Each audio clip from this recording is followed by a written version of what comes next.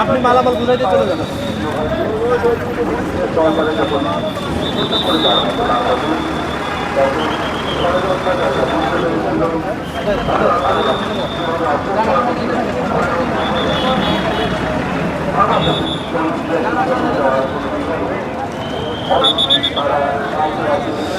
হযরত শাহজালাল আন্তর্জাতিক বিমানবন্দরে যারা আজকে বিদেশগামী যাত্রী রয়েছেন তাদেরকে ভিতরে প্রবেশে বিভিন্ন নিষেধাজ্ঞা এবং বিভিন্ন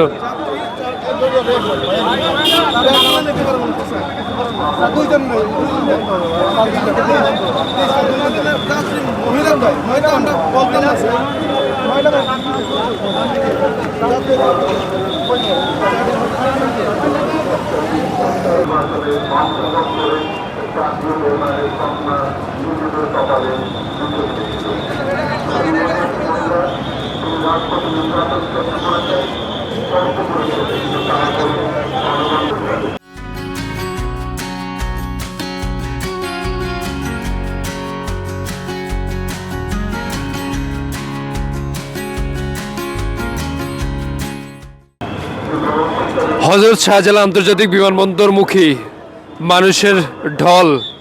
একদিকে নেতাকর্মীরা আসছে, অন্যদিকে সাধারণ যারা যাত্রী রয়েছে তারাও আসছে।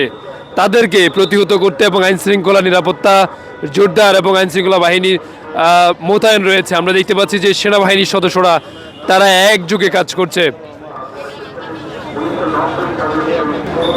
বিএনপির ভারপ্রাপ্ত চেয়ারম্যান তারেক রহমান এই হযরত শাহজালাল আন্তর্জাতিক বিমানবন্দরের ২ নম্বর টার্মিনালেই তিনি নামবেন, তারপরে তিনি ভিআইপি গেট দিয়ে বের হবেন। আপনারা দেখছেন যে কঠোর নিরাপত্তা জোরদার করা হয়েছে।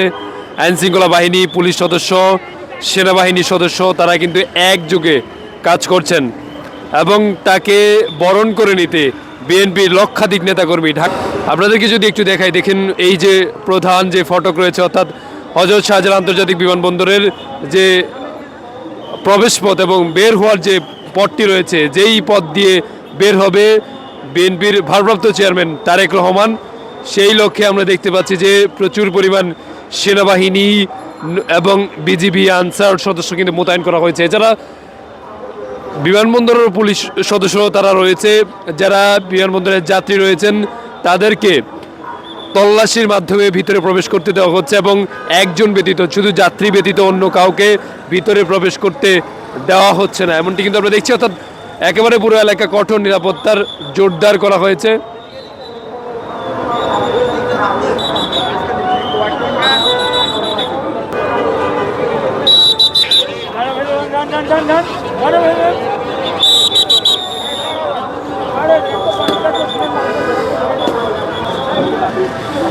শাহজালাল আন্তর্জাতিক বিমানবন্দরের যে প্রধান ফটক অর্থাৎ যেদিক দিয়ে প্রবেশ করছে বিমানবন্দরের যাত্রী এবং সাধারণ মানুষ, তাদেরকে কিন্তু ভিতরে যে তল্লাশি চলছে আপনারা দেখতে পাচ্ছেন, বিভিন্ন ধরনের তল্লাশির মাধ্যমে তাদেরকে প্রবেশ করতে দেওয়া হচ্ছে।